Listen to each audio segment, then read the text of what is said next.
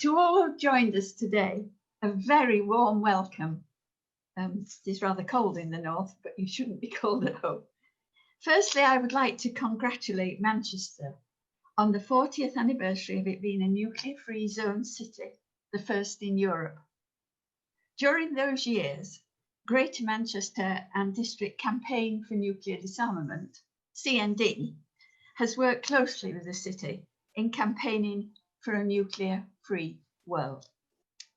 I would like to put in here a personal acknowledgement of their support for a meeting which led to one of the most interesting times of my campaigning life.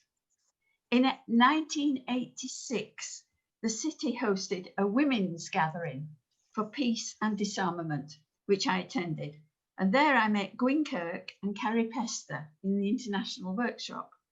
They were living then in New York, preparing a case to take the US government to court, the Greenham Women Against Cruise Missiles.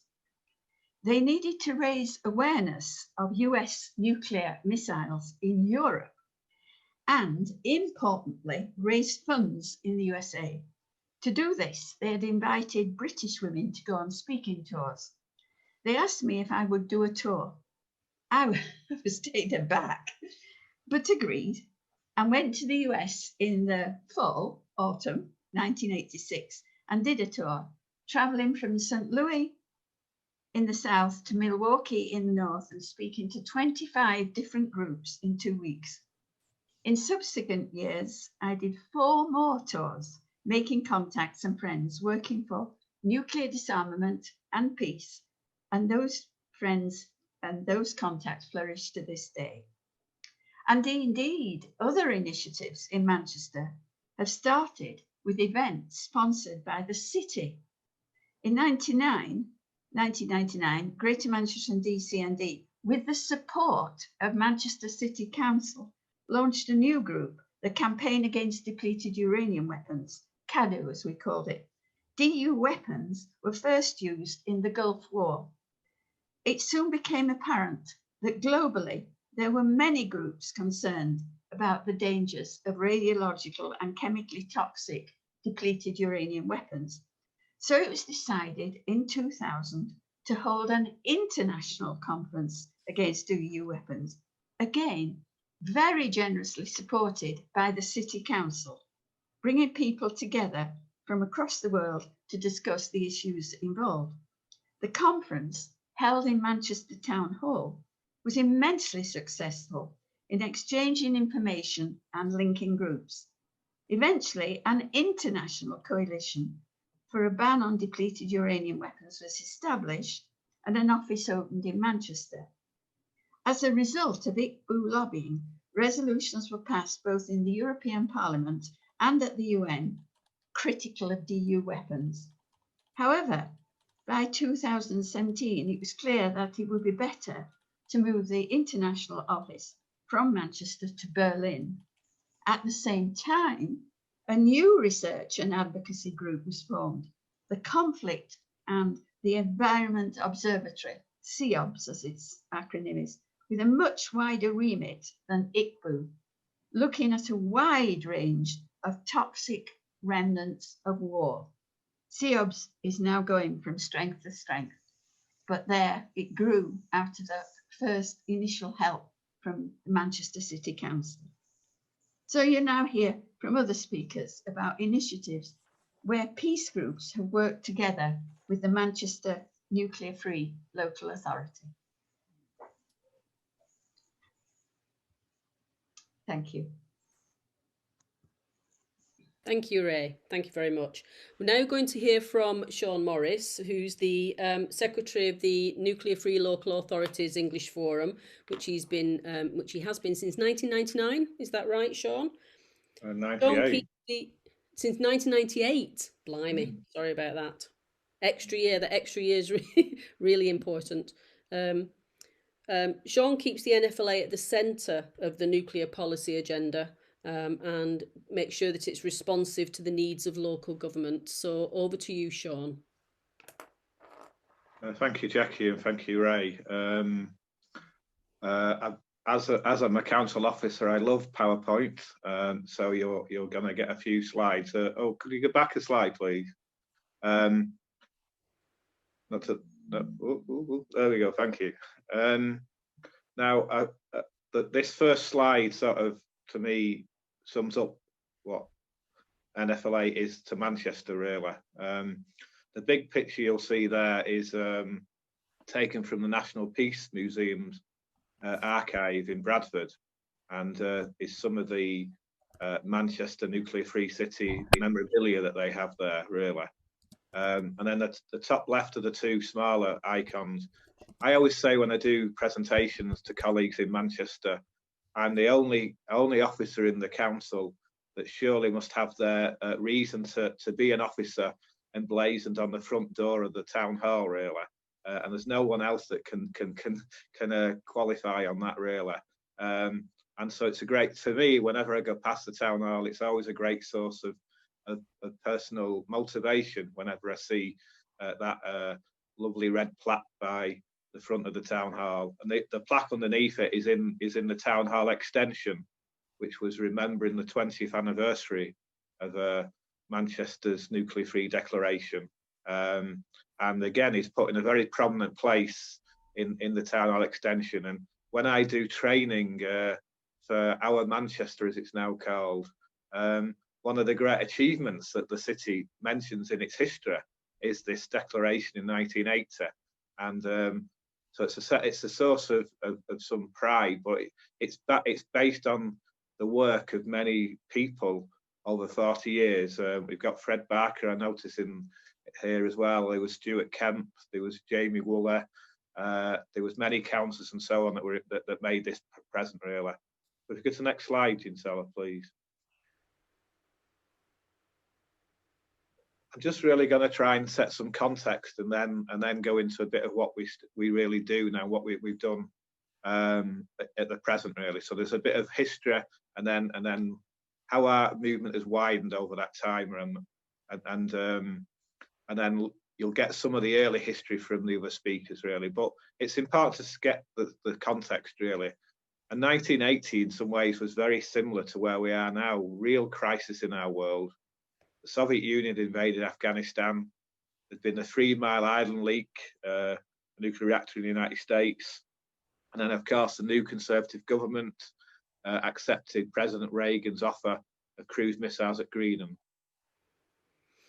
There was then a second resurgence of the peace movement going on at the same time. We'd had all the Aldermaston March of the 50s. By the late 70s, CND was burgeoning in its membership. Demonstrations all over the country, amid a real concern everywhere that there may be the chance of big towns and cities being attacked with nuclear weapons. The nuclear-free zones idea came through the American peace movement, and several meetings of that in Britain started to galvanise both the peace movement and was made aware to councillors, really. Councillors at the time were very concerned that they had to do plans for protecting the civilian population from nuclear war, and felt that this was a nonsensical way of doing things, really. And they were deeply concerned about the threat of their city being attacked in a new war, which would be totally devastating. So a number of local councillors with local MPs came up with the idea of nuclear-free zones concepts, and there was resolutions across the country. It wasn't just Manchester.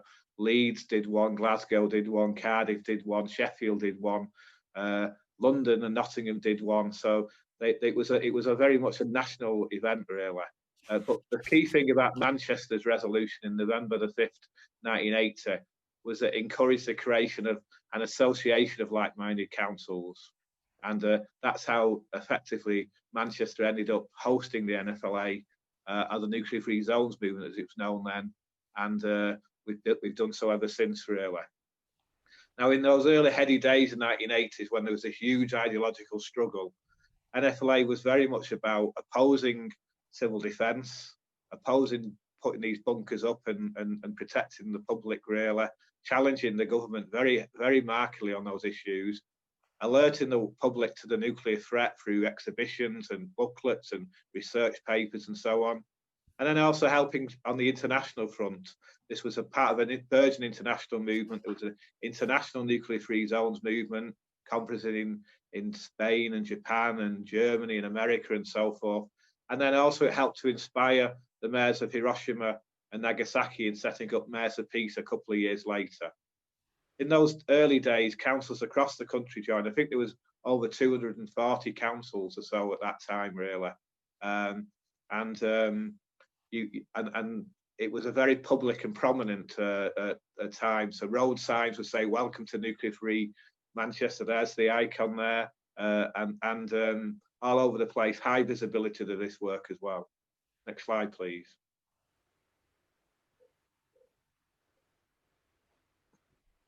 And that work continued, and then sort of one of the pivotal early events for the NFLA was the Chernobyl disaster in 1986, and that alerted everyone in Europe to the hazards of nuclear power, really. And many NFLA councils produced detailed research in booklets on the elements of what that could mean in this country if anything like that happened.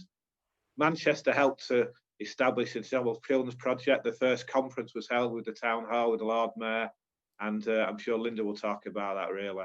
And then other groups were very heavily involved in this issue, with Greenpeace highlighting the most radioactive sea in the world was just between the UK and Ireland. Many waste issues were brought up. Nuclear-free zones also began to start widen its remit to look at not just nuclear weapons, but all nuclear issues, really.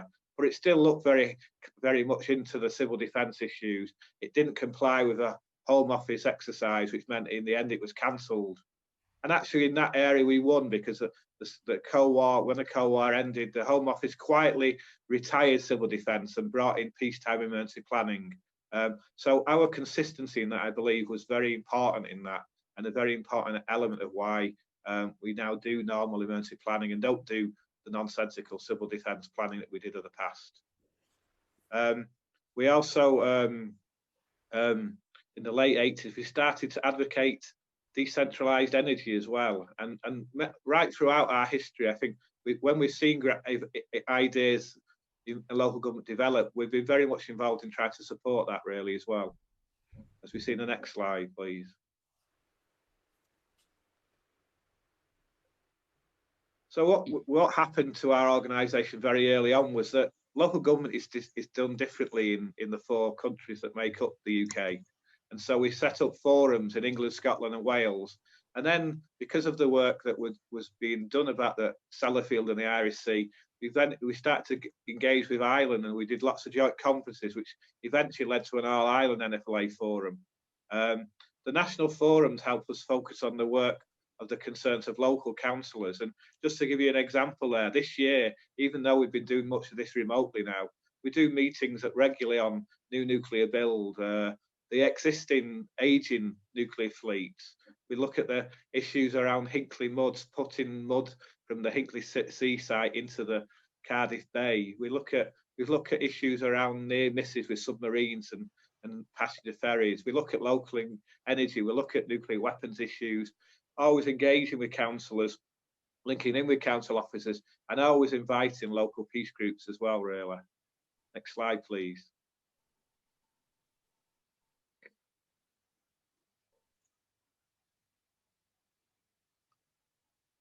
And today, really, I mean, there's many different challenges, really, but one of the biggest is around the government is really obsessed with trying to bring new nuclear reactors to fruition, really.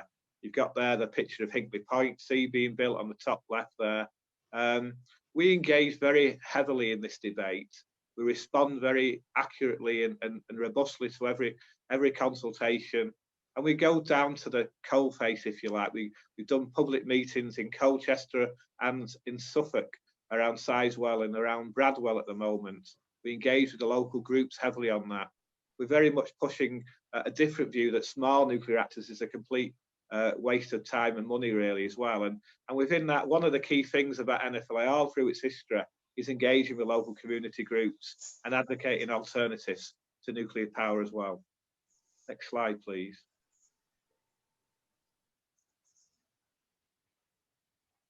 Now, We're also heavily involved in the other element of the nuclear material. All civil and defence nuclear operations create huge levels of radioactive waste.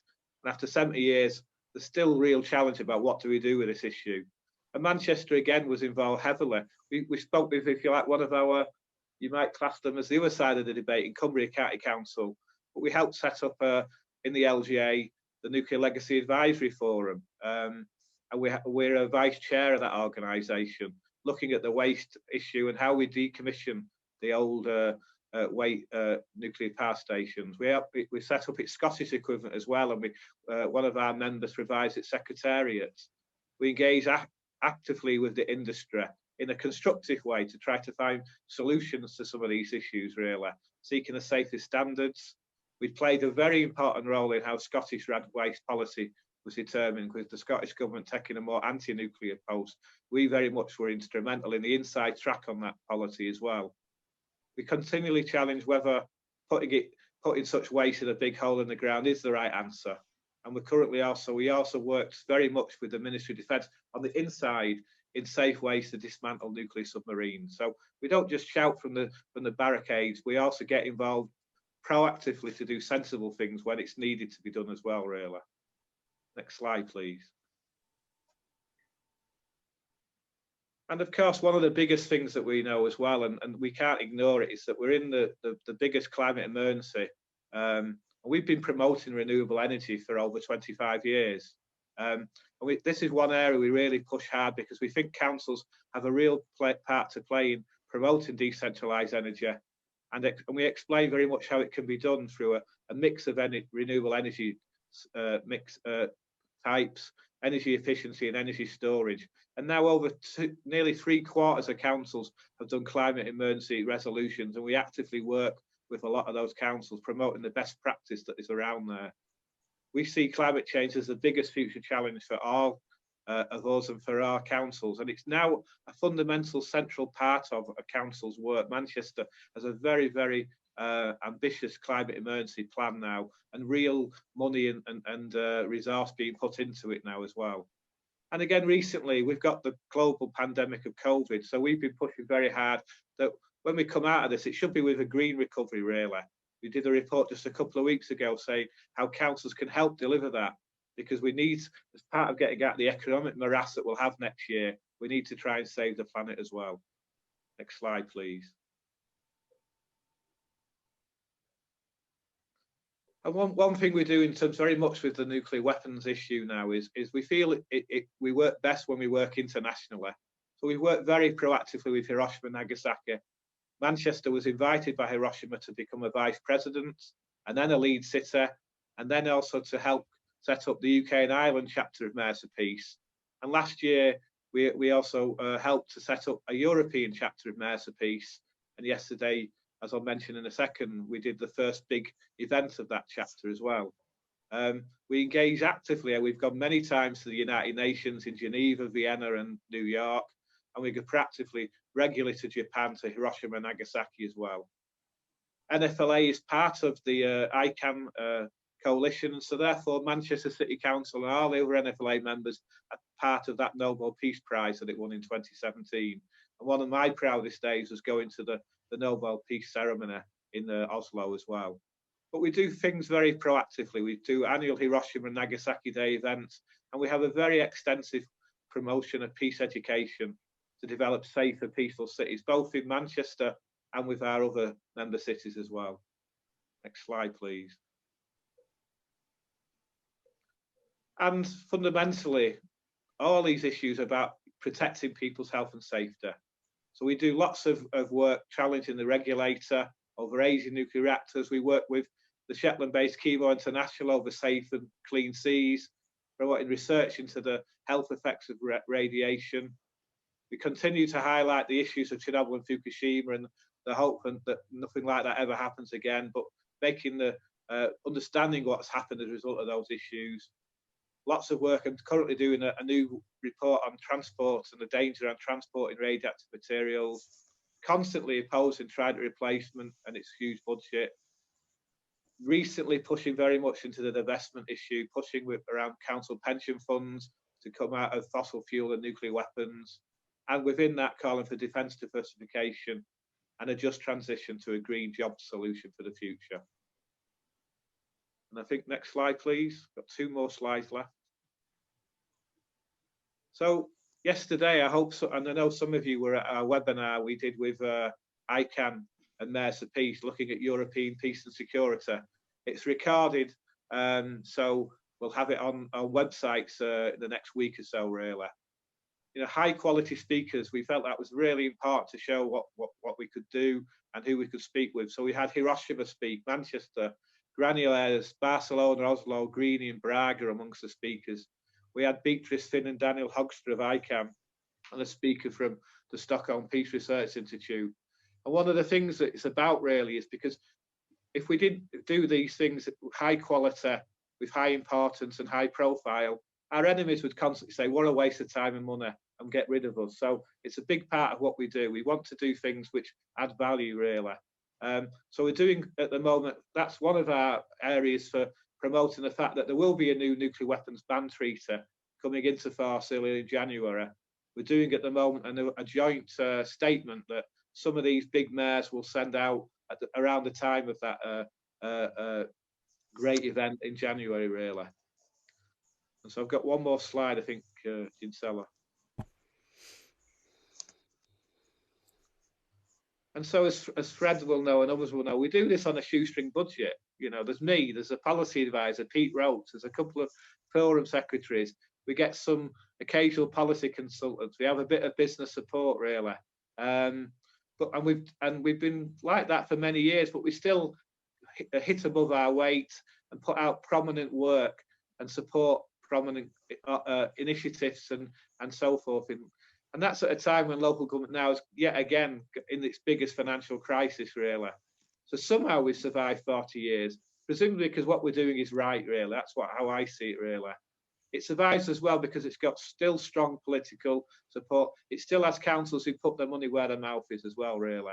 But we very much need your support. We can't do this in a bubble, really.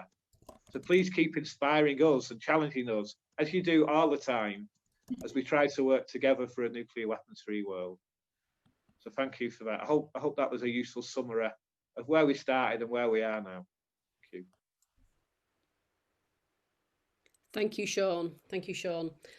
I should say, I meant to say at the beginning that if you've got any questions, please put them in the chat box. I'll be making a note of them all. So as we're going along, please do that. And then at the end, I can put your questions to our speakers. Thank you very much, Sean. We're now going to hear from Linda Walker. Linda Walker is a former worker at Greater Manchester District CND during those very, very exciting times that Sean has just been talking about. And Linda is also the founder of Chernobyl Children's Project UK. Thank you, Linda. Thank you, Jackie. Oh, I should be screen sharing. Oh, there we are. Well, it was so inspiring to hear all the amazing work that Sean and before him Stuart and Fred have done at nuclear free zones. And it was always wonderful to be campaigning in Manchester as a nuclear free city. I think just seeing the signs and knowing that the city was behind us gave a great boost to all our campaigning, as well as all the practical support we had. Now, like many people, I joined CND in 1981 when the government put out the ridiculous Protect and Survive information, declared they were going to buy Trident and base cruise missiles here.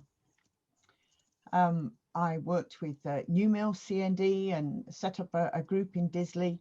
We showed the war game at lots of local town halls, and there was so much enthusiasm then for people to join CND and resist the nuclear madness. There were big demonstrations in London, but there were some great demos in Manchester too. This was in 1983 when there was a Peace in the Streets event. So there were vigils and street theatre and all sorts of activities. And then a rally with Mike Harding, Alan Bleasdale and Helen John from the Greenham campaign. This was a nuclear-free bike ride. Some of you will recognise Arnold Spencer on the right, who was one of the councillors who was really involved right from the start of the nuclear-free movement, and Elena Leven in the middle, who was chair of Greater Manchester CND at the time. So they were cycling via nuclear relevant sites from up in the north down to London, and this was their stop in Manchester. So this must have been about 82, 83, I think. Then there was a walk for the world, which came through Manchester. Bruce Kent used to take part in all these major walks at the time as a way of raising awareness and talking to people all around the country.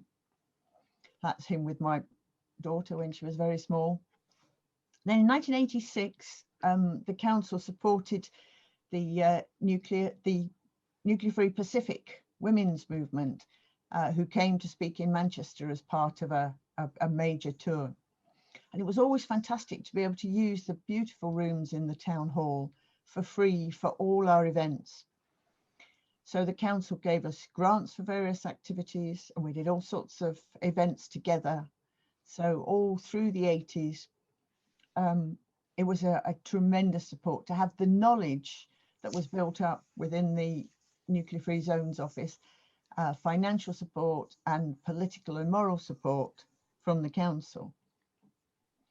Now, I started work as a campaigns worker for CND at the end of 1986, after a couple of months working with Fred Barker in the Nuclear Free Zones unit. So it's really nice to see Fred on the call today. We started in Bloom Street, and then in 1987, for a few months, we had a cabin in Piccadilly Gardens, which is a great way of being able to talk to people and raise the profile. Then towards the end of 1987, Reagan and Gorbachev signed the INF Treaty, partly because of all the pressure from the women at Greenham, the Cruise Watch campaigners and activists all across Europe. And we held a celebratory party in Piccadilly Gardens. We next moved to the One World Centre on Peyton Street near Piccadilly Station, where we were based with people from lots of environmental and development campaigns.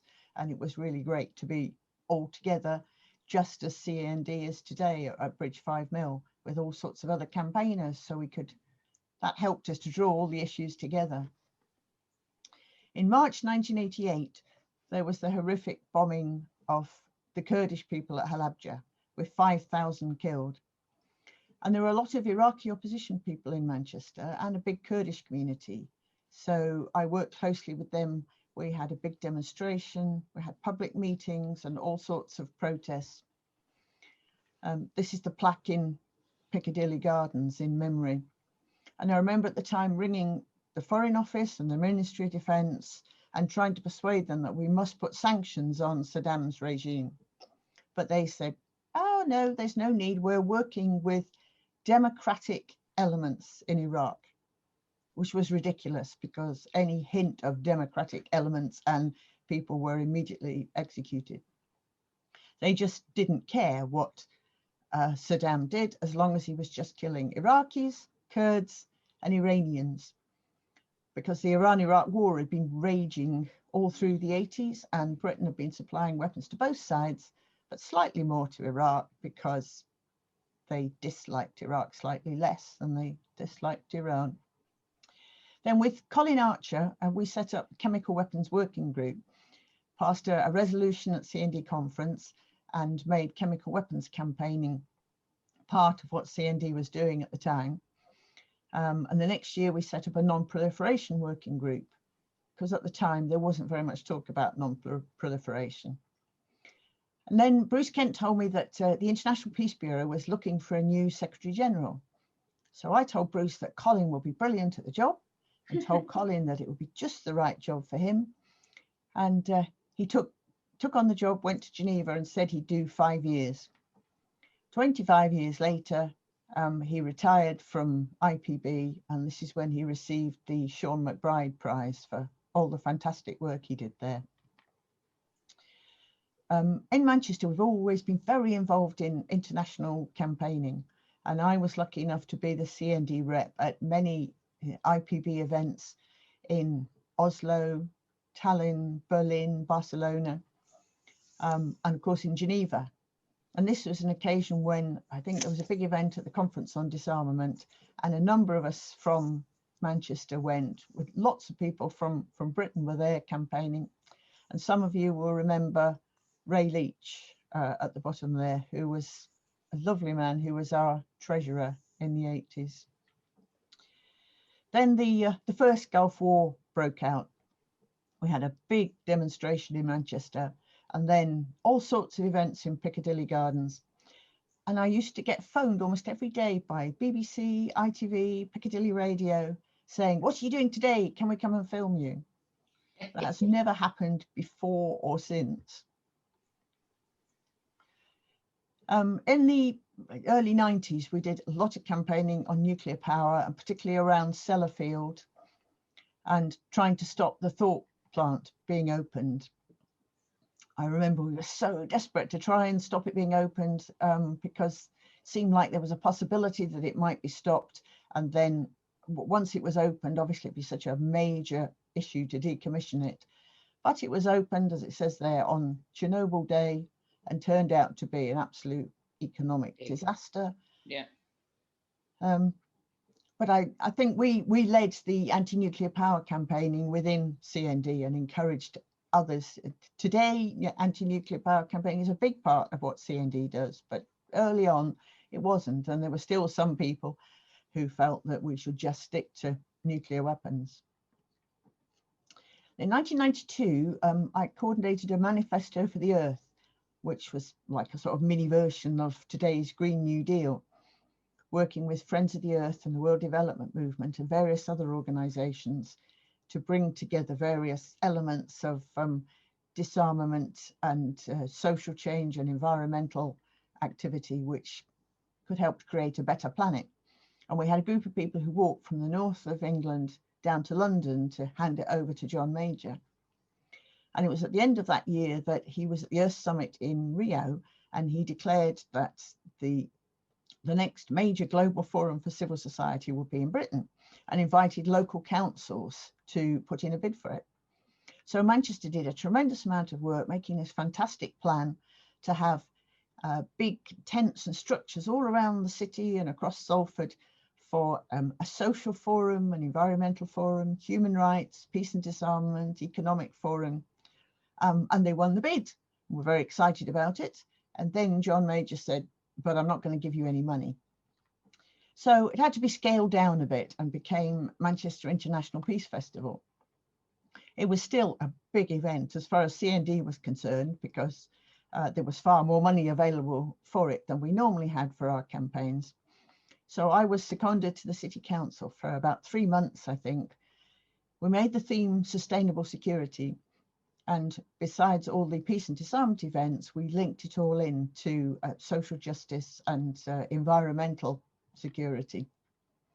We had speakers from all around the world. You can see here we had Corbin Harney from the Western Shoshone, speaker from Moscow, from Nuclear Free Philippines, from Polynesia, and we had visitors from around the world too. We had 30 different events. Alan Simpson did an event on real security, something that we're really trying to persuade the government now is what we need. Instead of military security, we need to look at our genuine security needs. And that was something that Alan Simpson was leading on all those years ago. There were two major results really from the Peace Festival. Oh, this is Bruce Kent came to support so many of the things we did, and I think he came a couple of times to the festival, spoke at the final rally.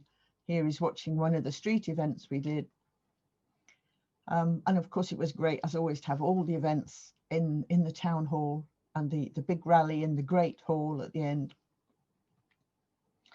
And the lovely Betty Tebbs made me this plate after the festival, which is still one of my treasured possessions. One of the things that grew out of it was that Mines Advisory Group moved to Manchester. One of the speakers was Ray McGrath, talking about the work of Mines Advisory Group.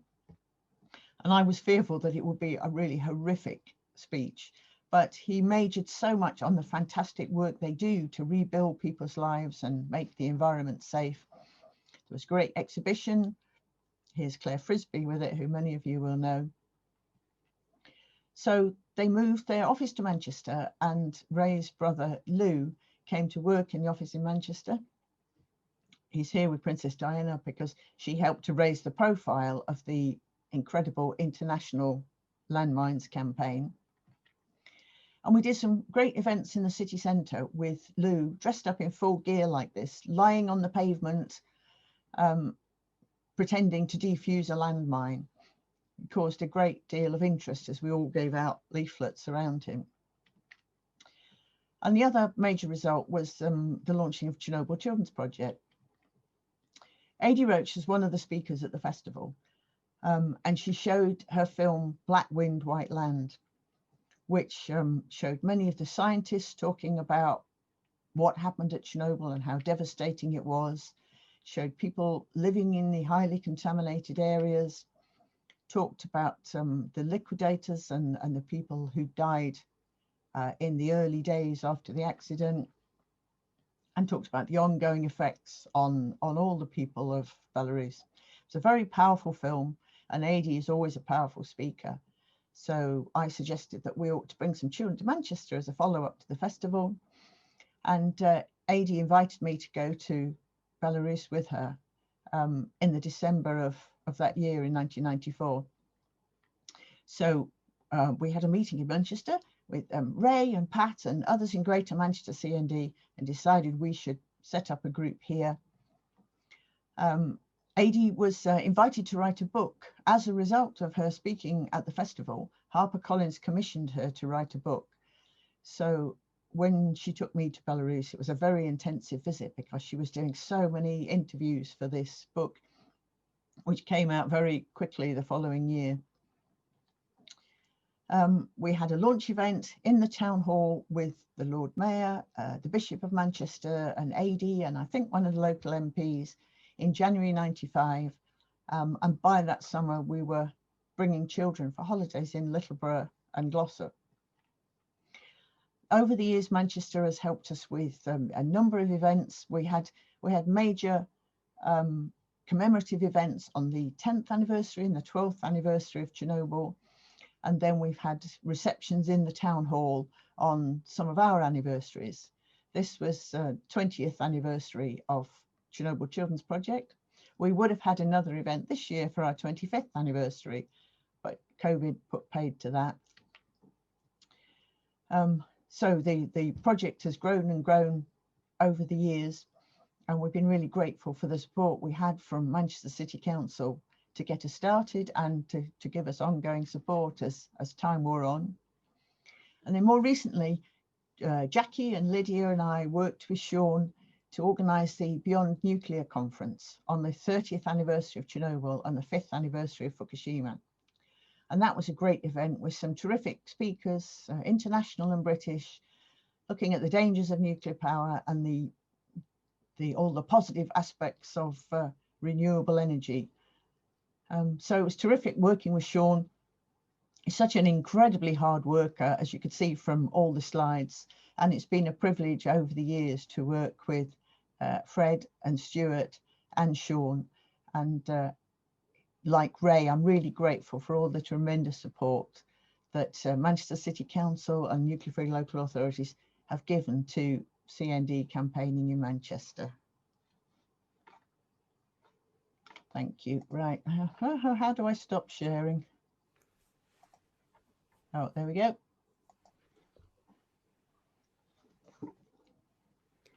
Thank you, Linda. Thank you. Good grief. It makes you realise how much work has been done and continues to be done by grassroots campaigners and how much can be achieved. Fantastic. Thank you. I'm now going to pass on to Lydia Meryll.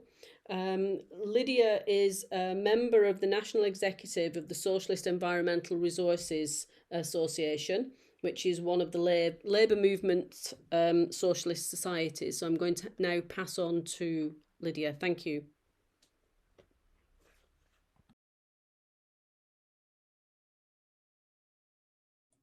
Thank you. Oh gosh, it's fantastic to see all that work and energy and enthusiasm and fun, in fact, that made such successful Manchester-based, but also international anti-nuclear work happen. And I thought maybe what I could offer to the discussion is what was going on behind the scenes. Because behind every good councillor, there's an active peace group pushing them on and holding them to account. So I wanted to just maybe give a small case study of how one peace activist took to the road and pushed councillors on. And I suppose it was to do with being inspired at the very beginning as a young mother of 3 kids, when I went to hear Edward Thompson, and he just published a pamphlet, in a spoof pamphlet, they thought, called Protest and Survive instead of Protect. And he came to Bradford, where the Peace Studies Department was really burgeoning at the time, and made a speech. And his speech was astonishing. I'd never heard anything like it. It was wonderful. And it just forced me to think I couldn't just sit there being an ordinary, boring old lecturer. I had to get on and do something. And for my kids' sake, I had to get on and do it now.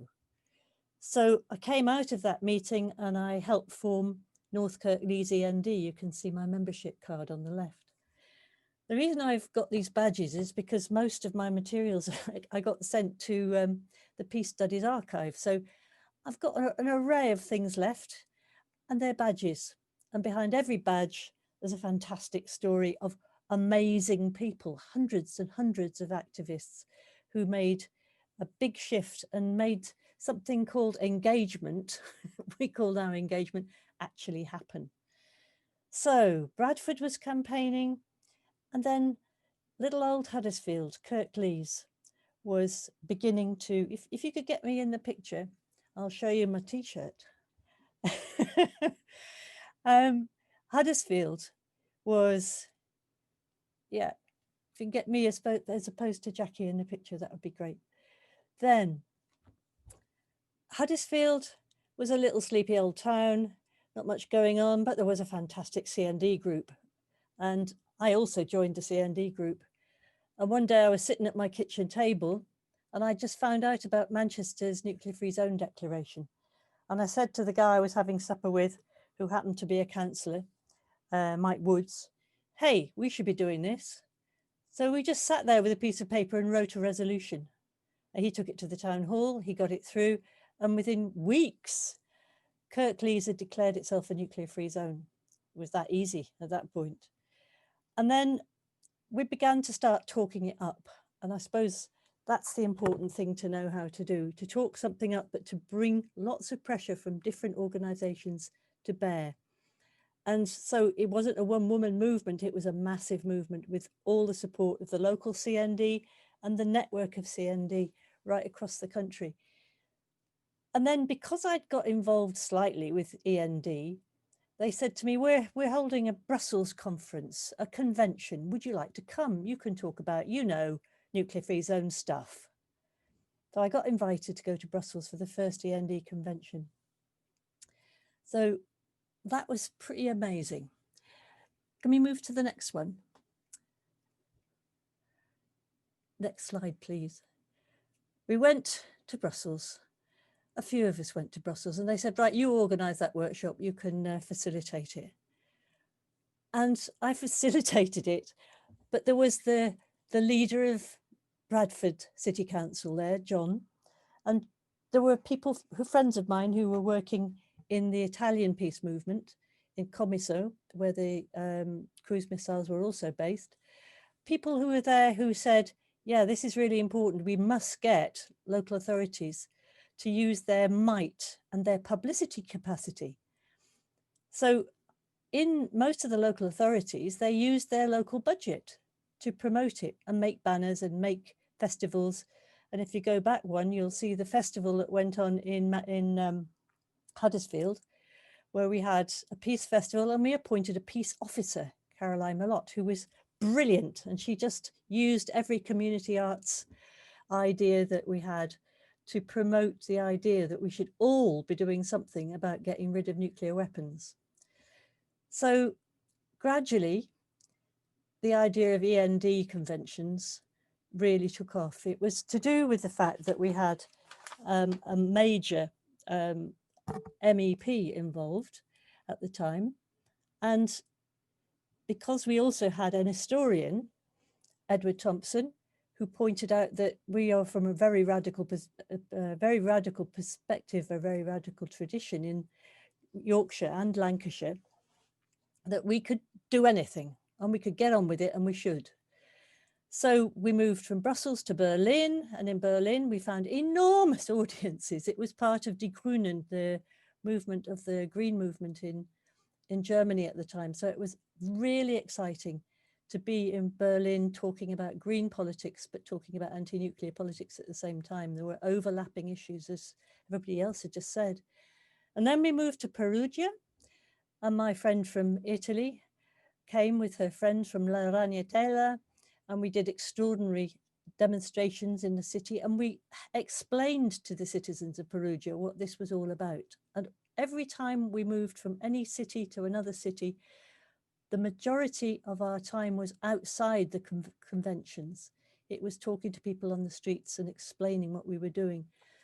And little villages like Rochdale decided that they were gonna really take on board the nuclear free zone message. And you've never seen badges like the Rochdale badges. They were everywhere. They did promote themselves to the point where I think their tourist industry really took off. And I think that the networking that we did at that point was vitally important. And it wasn't just that we went to Perugia. Commisso came to Manchester. Francesca came with her square meters of the land around the edges, the vineyards around the edges of the Commisso nuclear weapons base, and she sold them per square meter. She took them to America and she sold them per square meter. So it made it extremely difficult for them to expand their remit in Sicily. And I think that we were joined by people who were fascinated by the links, for example, with the damage that had been done to the test veterans. And the American nuclear movement, as Rae has said, took off because people were everywhere talking about it. She was doing this fantastic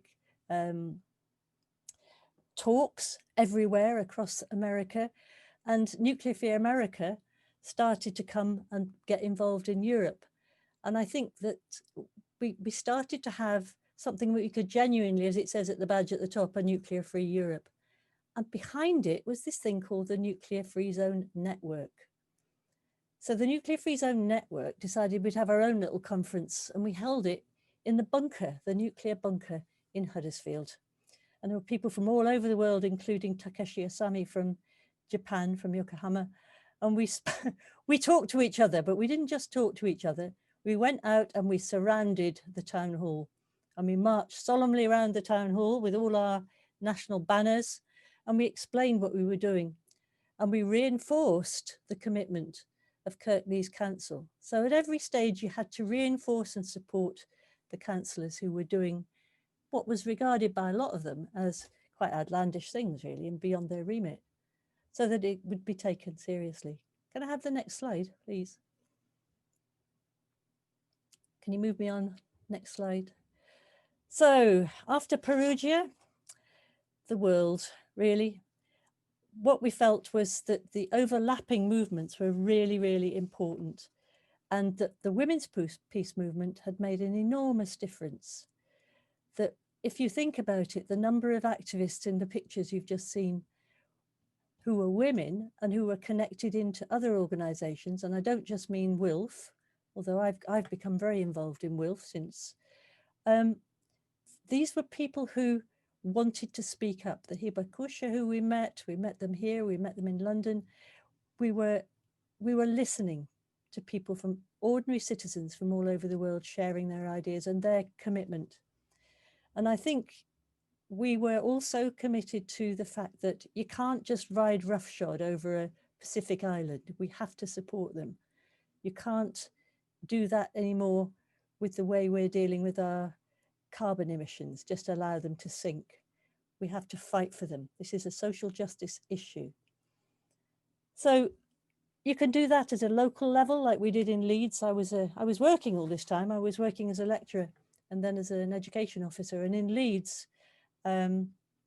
we decided we'd galvanise the entire workforce of Leeds City Council, and we produced these wonderful nuclear-free zone workplace declarations, took them solemnly round and got them signed by everybody in each workplace we could get into. And I carried on being paid to be an officer the while. So I think we began to start thinking at that point, this is not enough. Where does this nuclear weapons material come from? Oh dear, it comes from the plutonium that we happen to be storing at Sellafield.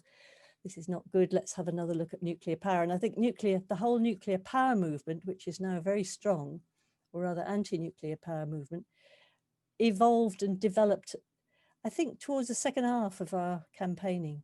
So if we move to the next and last but one slide. So at this point, I got involved as the CERA representative behind the Labour Party lobby groups to lobby against nuclear weapons and nuclear power. And we still have that as a policy in a Labour Socialist society, even though Labour Party itself doesn't seem to have picked this idea up yet. But it meant that we had to keep producing evidence. And it meant that we had to go to meetings with the Nuclear Decommissioning Authority. We had to go to meetings with the nuclear regulators groups, and we had to report back.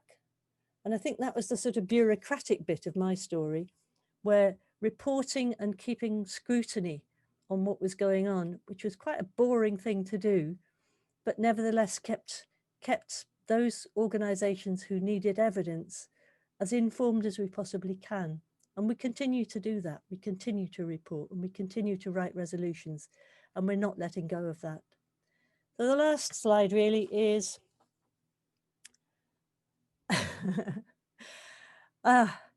it's about scrutiny, and it's about civil nuclear policy. It's about making sure that every organisation that we belong to as well takes on the mantle of the nuclear free zone network and supports and keeps pushing the local authority movement.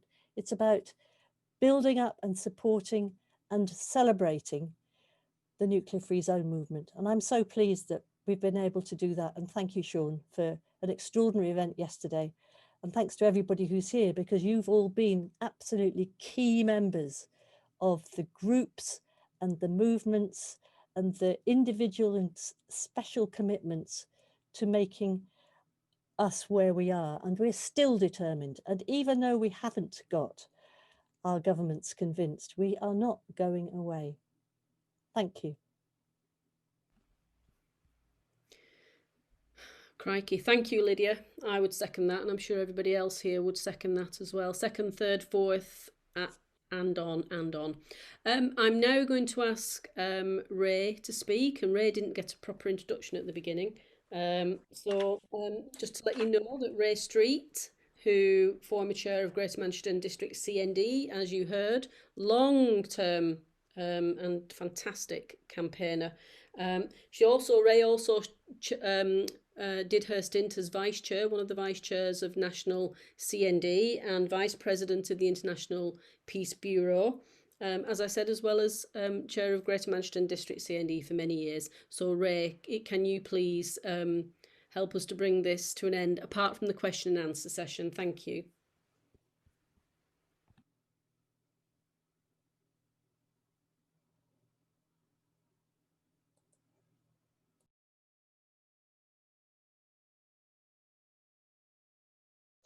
There we are.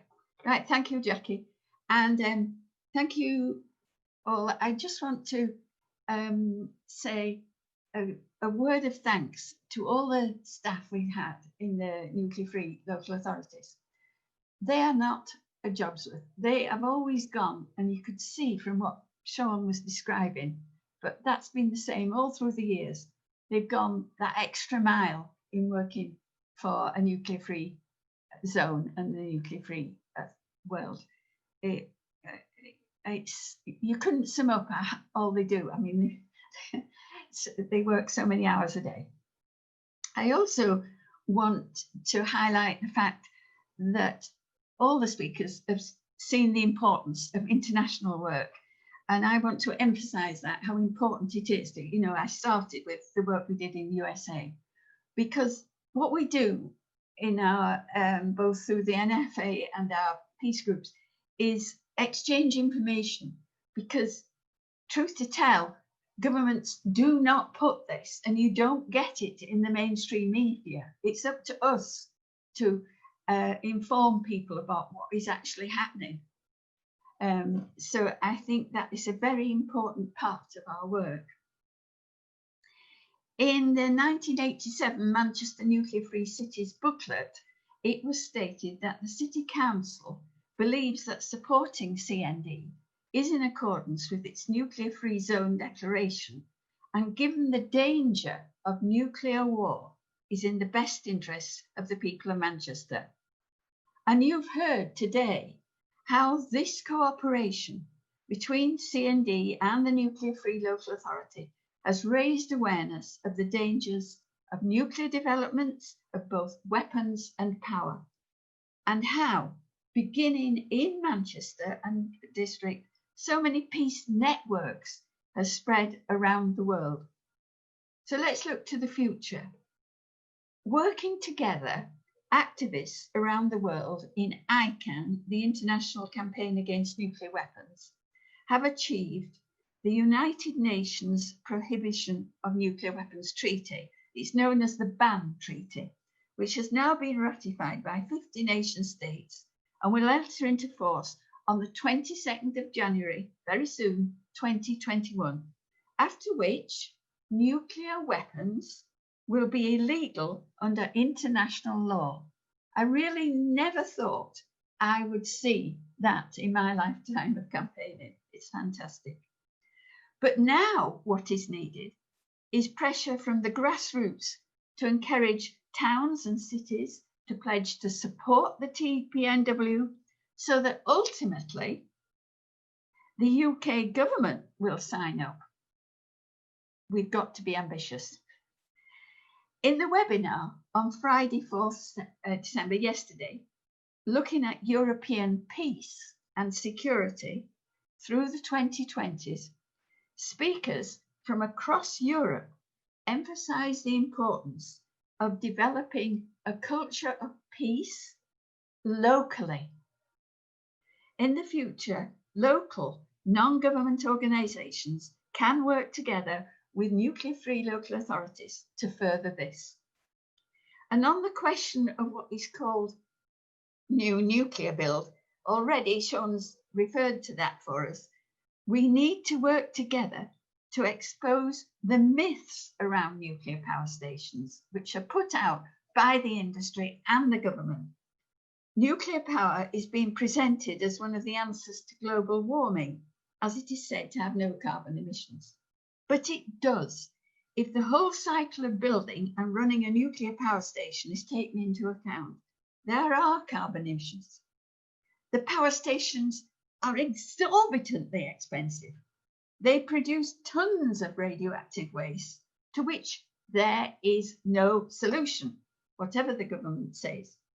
All that can be done is to find a place where that waste can be stored as safely as possible. And worse than that, it's not only a logistical problem, we haven't solved it, but one which is swallowing again millions and millions of pounds. There is no doubt too, and we've not mentioned this, that the push to keep the nuclear power industry going is partly to keep skill and resource for nuclear weapons, for the nuclear weapons industry. Researchers at Sussex University have brought that out clearly. You can hear it on the CND webinar. In all of this, CND and the peace groups can work with the nuclear-free local authorities. People everywhere care about security, from climate change, from pandemics, from terrorists. The latter especially true in Manchester, which saw the bombing of the Manchester Arena in 2017. But nuclear weapons do not give us security from those threats. And at the same time, the government is still committed to the replacement of the new Trident nuclear armed fleet, which is not British, of course, it's American through and through. And that will cost 205 billion pounds, money which would be much better used for health, welfare, fighting climate change. We need to start thinking and spreading the idea of real security, not military security. And let's look to a reduction in military spending and redirection of that money to what will bring true security for people. So working for peace and nuclear disarmament continues, and we'll work together for a nuclear-free future. Thank you. Thank you, Rae. And Stay thank well. you Keep to all safe. thank you to all of our speakers. That's just brilliant. It's just been brilliant to hear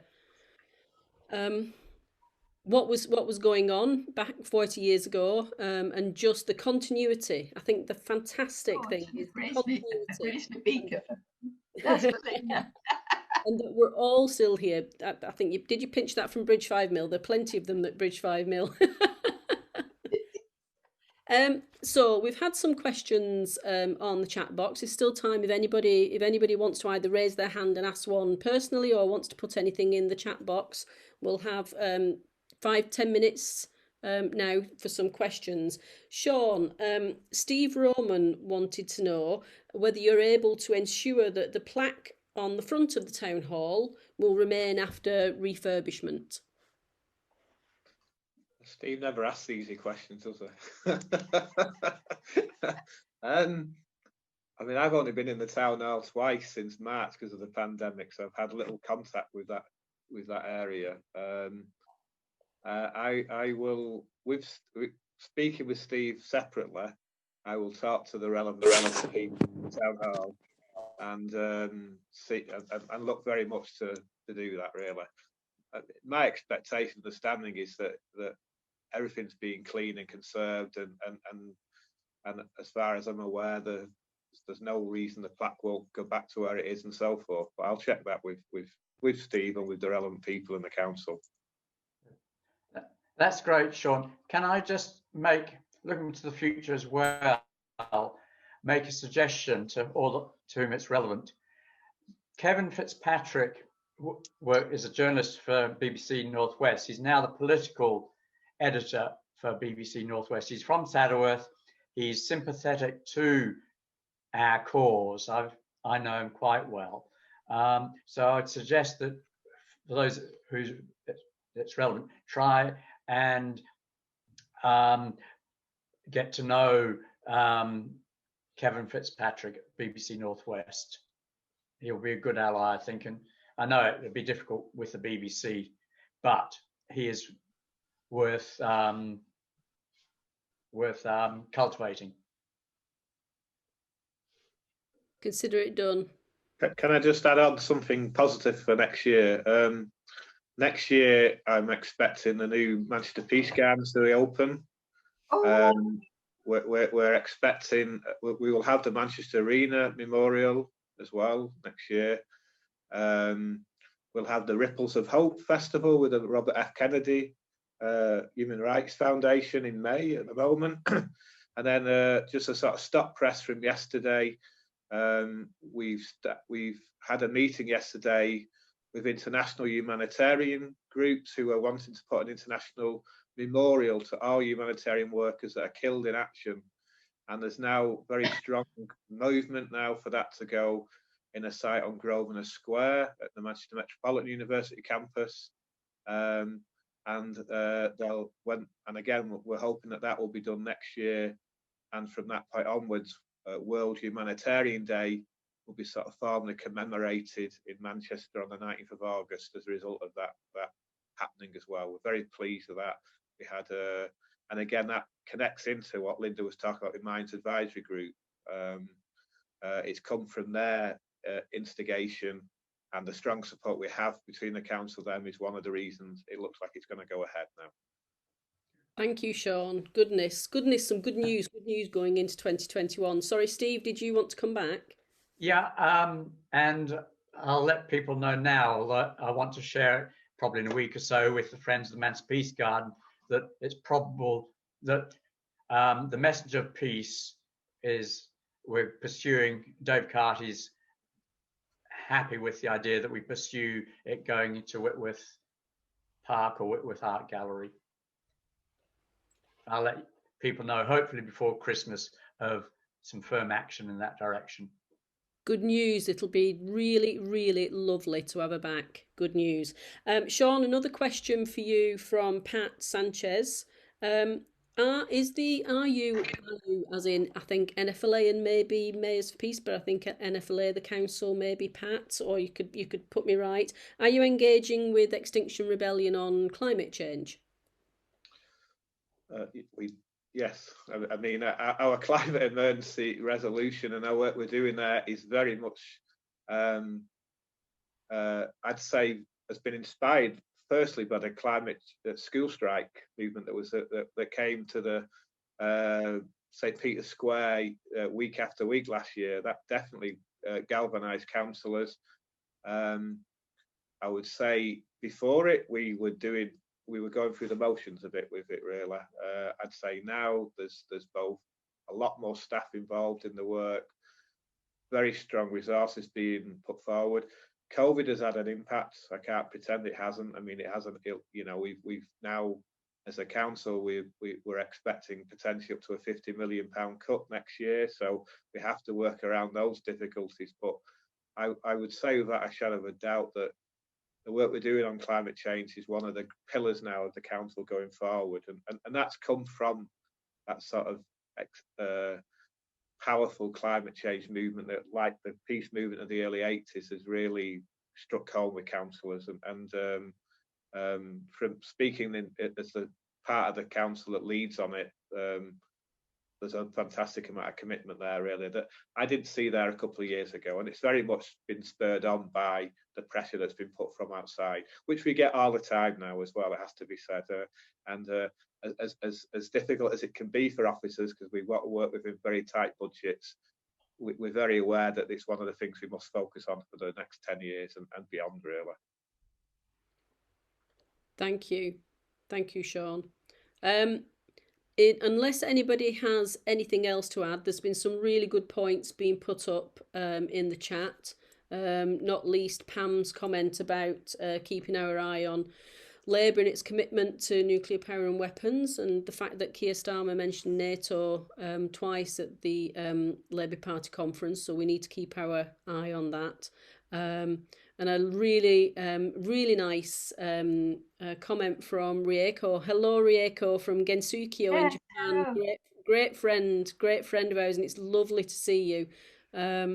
So hopefully you can all see that comment from Rieko on chat, and how strong the links are between the Japanese peace movement and Manchester, from a city point of view, but from personal campaigning, individual point of view as well. So those are very good, strong links. And I think, oh, sorry, is that Fred? It's Graham. I was just going to show Graham. poster. I can show this poster, you can see it, which was made in the town hall at Huddersfield, a community arts poster.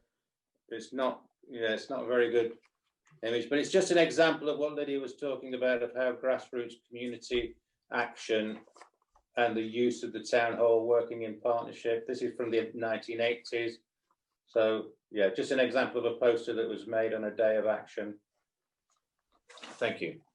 Thank you very much. So again, thank you all very, very much, and a massive thank you to Gin Seller, who's been doing all of the tech, all the behind the scenes tech. Without her, we couldn't have done this. So thank you so much, Gin. Much appreciated.